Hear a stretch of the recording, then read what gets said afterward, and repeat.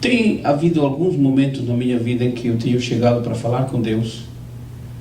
Eu tenho chegado para, não para dizer, Senhor, o Senhor tem que me responder agora, porque Ele não tem que responder nada. Mas eu muitas vezes tenho chegado na presença de Deus e eu falo, Senhor, eu não vou sair daqui, não vou me levantar daqui até o Senhor falar comigo.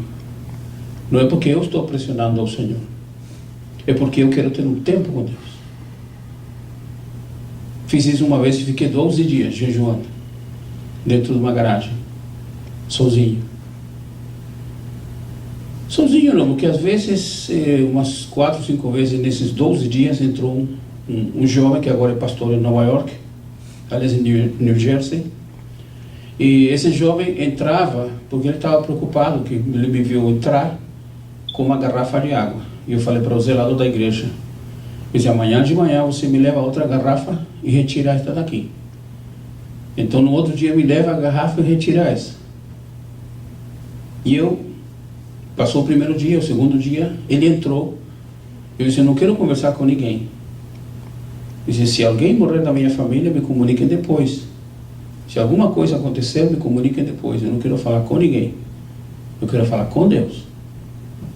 Então este jovem abria, era uma garagem, abria a porta da garagem, entrava, ficava aí orando umas 2, 3 horas comigo, orando, porque eu estava orando, nunca falei com ele. Estou só oração e jejum, leitura, oração e jejum.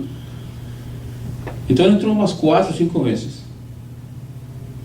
E eu entrei e falei, Senhor, eu vou sair daqui, eu vou parar de orar e jejuar quando eu sentir que estou satisfeito, que estou tranquilo. Aí comecei a orar, passou o tempo, 10 dias, 11 dias. A esposa do pastor nunca tinha visto uma pessoa jejuar tanto tempo, ela ficava preocupada.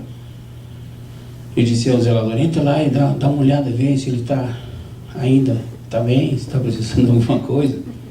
O zelador entrava, ficava olhando para mim, estava orando, e disse, não, ele está orando, está orando com Deus. Então foram 12 dias.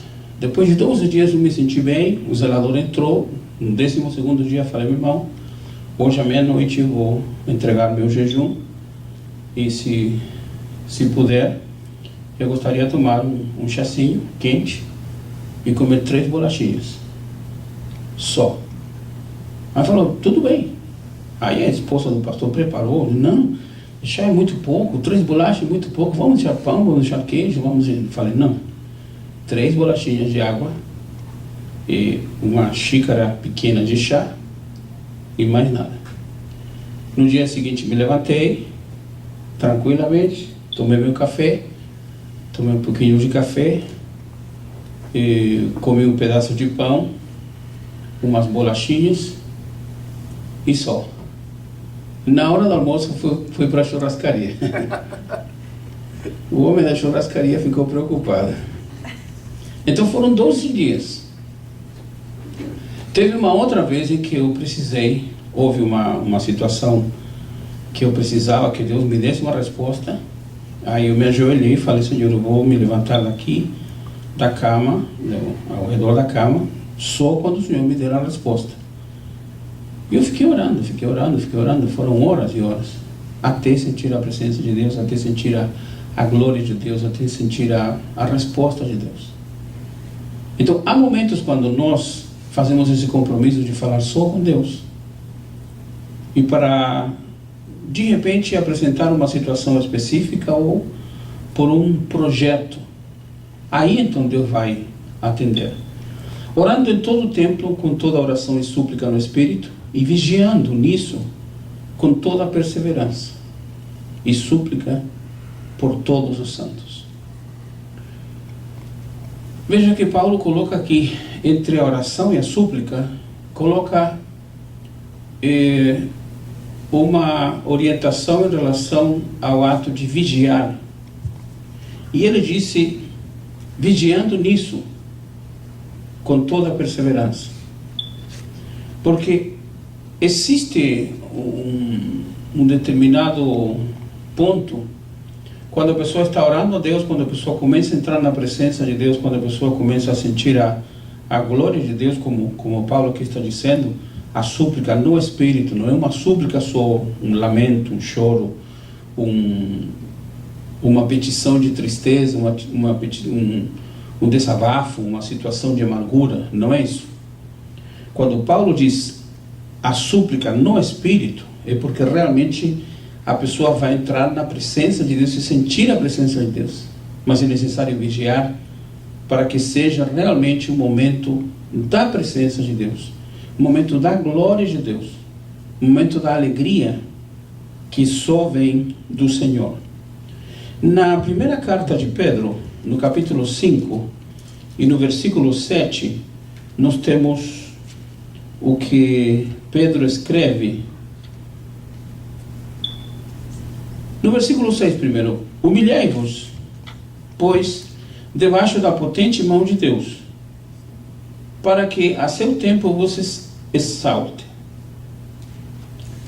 Aqui este versículo, este tema que Pedro apresenta, e quando ele fala sobre a humilhação, Pedro está falando sobre a situação que a igreja iria enfrentar, a perseguição que viria sobre o povo, e que as pessoas teriam que sofrer por causa de Cristo, enfrentar dificuldades por causa da fé, e Nero estava se levantando contra os servos de Deus, e havia uma situação bem crítica. Mas Pedro neste momento diz: humilhai-vos, pois, debaixo da potente mão de Deus, para que a seu tempo vos exalte. Esta humilhação envolve várias coisas. Reconhecer a grandeza não só de Deus. É verdade que está dizendo: humilhai-vos debaixo da potente mão de Deus. Mas quando Pedro chega a este ponto, Pedro estava dizendo: vocês vão ser perseguidos, vocês vão enfrentar dificuldades, vocês vão padecer perseguições. Pedro diz: muitos de vocês vão sofrer bastante. Essa perseguição, esses problemas são situações que o povo de Deus ia enfrentar.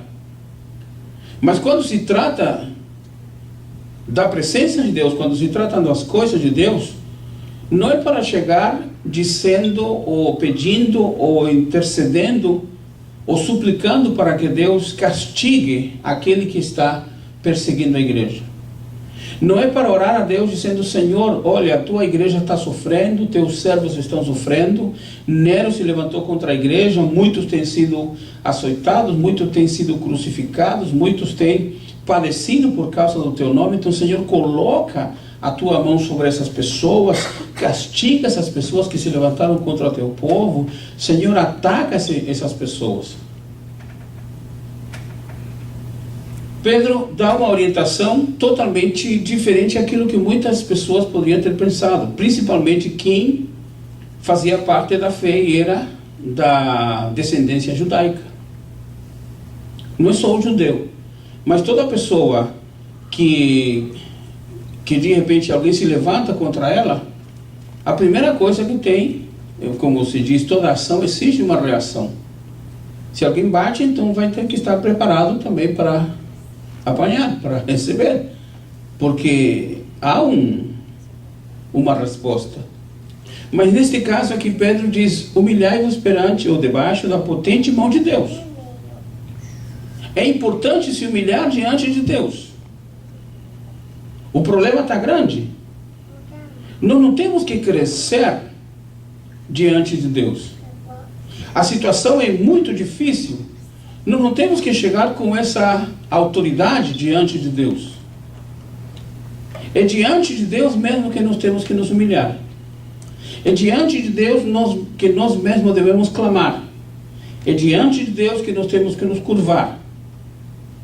E aí Pedro então diz: humilhai-vos, pois, debaixo da potente mão de Deus, para que a seu tempo vos exalte.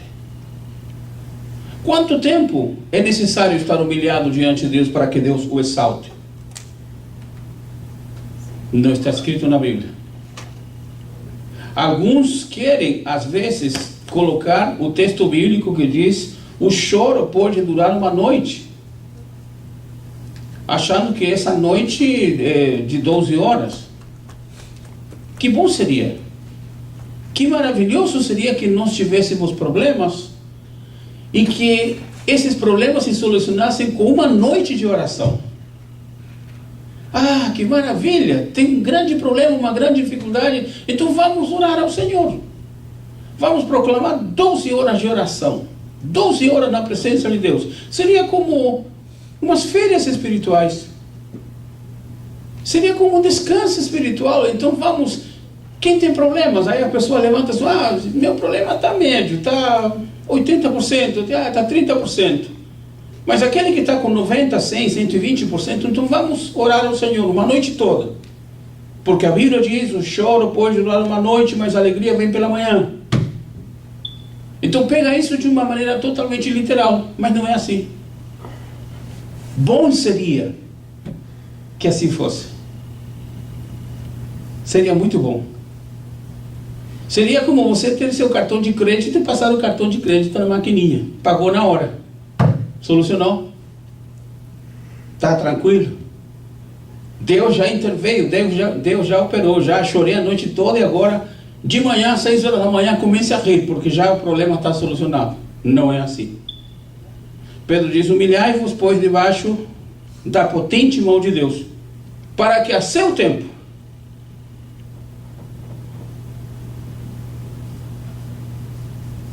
quanto é esse tempo? Vai depender da nossa fé? Sim. Vai depender da nossa paciência? Também. Vai depender da nossa perseverança? Também. Vai depender das circunstâncias? Não. Vai depender daquilo que os outros fazem? Não. Vai depender principalmente da vontade do Senhor. Amém? Porque Ele é soberano. Quando Ele decidir, quando Ele decretar que o seu problema já está solucionado, pode aí então glorificar a Deus, porque você já não tem problema. Deus interveio. Mas a Bíblia diz, para que a seu tempo vos exalte. E aí veio o verso 7 que eu tinha falado inicialmente. Lançando sobre ele toda a vossa ansiedade, porque ele tem cuidado de vós. Ansiedade é um estado de ânimo, um estado de espírito. É uma situação que antecede, a ansiedade antecede a angústia, a ansiedade antecede o desespero, a ansiedade antecede aquilo que é o sentimento de abandono, de solidão. A ansiedade é aquele estado de espírito que antecede o total senso de abandono, de solidão, de frustração. Então Pedro diz, lançando sobre ele toda a vossa ansiedade. Está preocupado, está abatido, está triste, está nervoso, está ansioso. Tudo isso junte e coloque nas mãos do Senhor. Lance, entregue ao Senhor. Deixe para Deus. Porque Ele tem cuidado de vós. Amém por isso. Ele cuida de nós. Ou não? Amém. Colossenses, capítulo 4, versículo 2. Paulo está falando para os irmãos em Colossos e disse o seguinte: perseverai em oração, velando nela com ação de graças. Veja que aqui, se nós quisermos fazer um estudo, uma exegese sobre oração, e podemos pegar todos os versículos de oração no Novo Testamento e ver o que se fala a respeito dela. Paulo aqui acrescenta uma coisa à oração, que é importante e que se coloca entre essa oração que Paulo diz, orando em todo o tempo, com toda oração e súplica. Ou seja, oração de um lado, súplica de outro. Para que a oração chegue ao ponto da súplica no espírito, é necessário um aspecto progressivo. Aqui neste ponto, Paulo está dizendo, perseverar em oração. É o mesmo tema que está falando anteriormente, orando em todo o tempo.